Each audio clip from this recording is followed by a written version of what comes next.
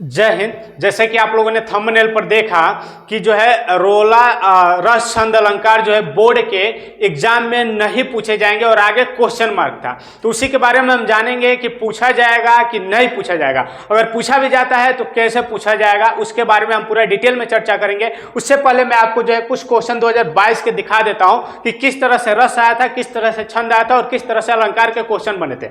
देखिए यहाँ पे जो है आप देखिएगा, कोई भी सेट उठा करके देखिएगा। इस सेट का नाम जो है 801 और एजी।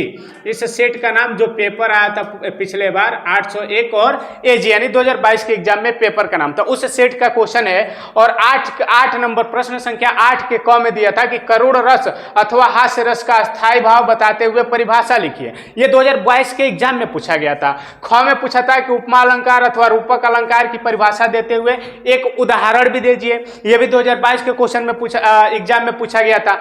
और यहाँ पे ग में पूछा गया था रोला छंद अथवा सोठा छंद की परिभाषा देते हुए उदाहरण भी बताइए। यानी कहने का मतलब कि हिंदी क्लास 10 के एग्जाम में इस टाइप से क्वेश्चन 2022 में आए थे और इससे पहले भी ऐसे ही क्वेश्चन आते थे। यानी इसको पूरा जो है आपको दोनों में से किसी एक का उत्तर आंसर आपको जो है उदाहरण सहित, जैसे अस्थायी भाव पूछेगा अस्थायी भाव, उदाहरण पूछेगा उदाहरण सहित आपको लिखना रहता था, पूरा डिटेल में लिखना रहता था। लेकिन 2023 के एग्जाम में कैसे होगा, आपको पता है कि 2023 के एग्जाम में 70 नंबर का जो है क्वेश्चन पेपर होगा और प्रत्येक वर्ष 70 वर्ष का होता है, जिसमें से 50 नंबर का आपका रहेगा रिटेन एग्जाम होगा, यानी लिखित परीक्षा होगी, और 20 नंबर जो है बहुविकल्पी रहेगा, यानी ऑब्जेक्टिव टाइप। 4 ऑप्शन दिए रहेंगे और उसी में से जो है आपको उसका आंसर देना रहेगा। तो यहाँ पे देखिए, मैं आपको डाउट पूरा जो है क्लियर कर दे रहा हूं।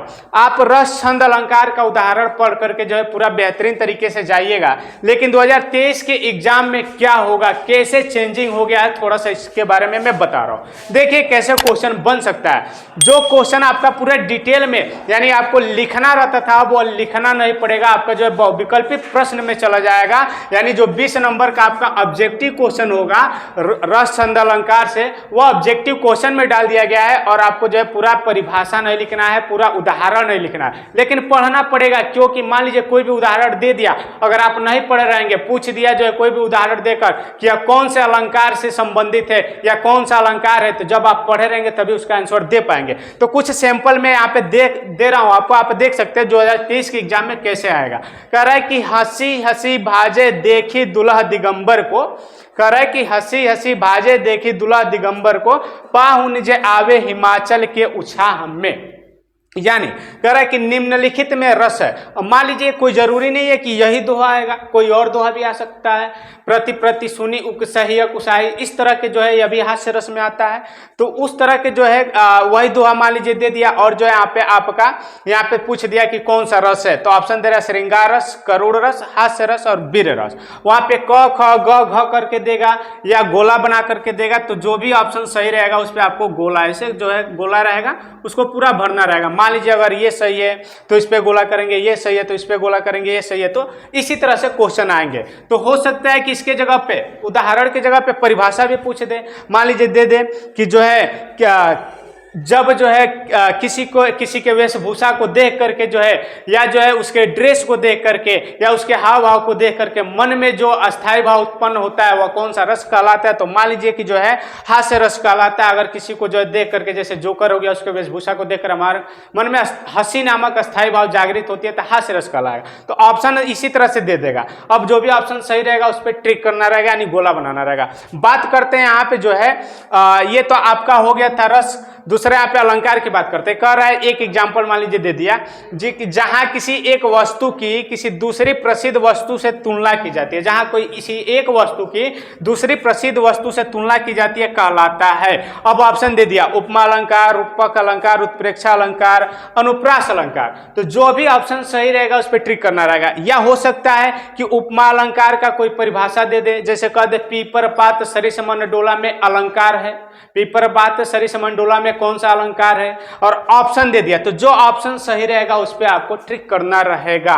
तो जहां किसी एक वस्तु की किसी दूसरी प्रसिद्ध वस्तु से तुलना की जाती है वह ऊपर उपमा अलंकार होता है। अलंकार, रस, छंद पूरा डिटेल में हम समझाएंगे, संधि भी पढ़ाएंगे, चिंता करने की कोई बात नहीं है। अभी बहुत सारे अपडेट आने वाले हैं, बहुत सारे नए नए जो है आप जानेंगे मॉडल पेपर में क्या क्या चेंजिंग हुआ है, प्रत्येक दिन शॉर्ट वीडियो में आपको हम समझाएंगे।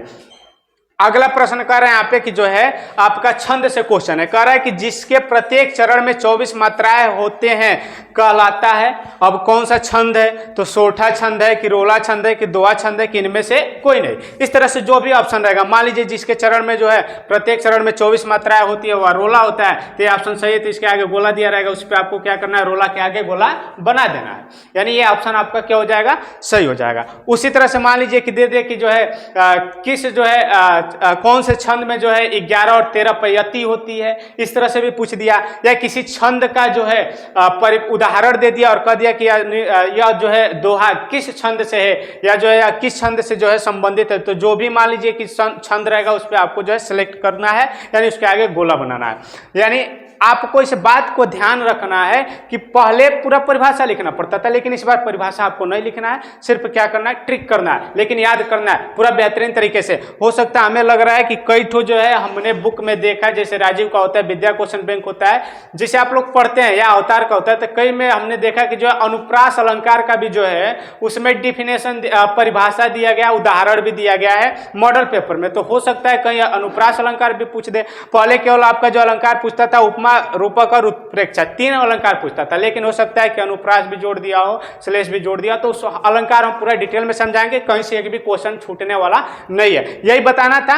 आगे उपसर्ग और प्रत्यय के बारे में हम समझाएंगे कि उपसर्ग प्रत्यय से क्वेश्चन कैसे बनेंगे, समाज से क्वेश्चन कैसे बनेंगे, अनिवार्य संस्कृत से कैसे क्वेश्चन बनेंगे। आप जो है इन सब चीजों के बारे में पूरा डिटेल में जानना है तो हमारे चैनल को सब्सक्राइब करिए और हमारे चैनल से जुड़े रहिए। मिलते हैं अगले वीडियो में, तब तक के लिए जय हिंद।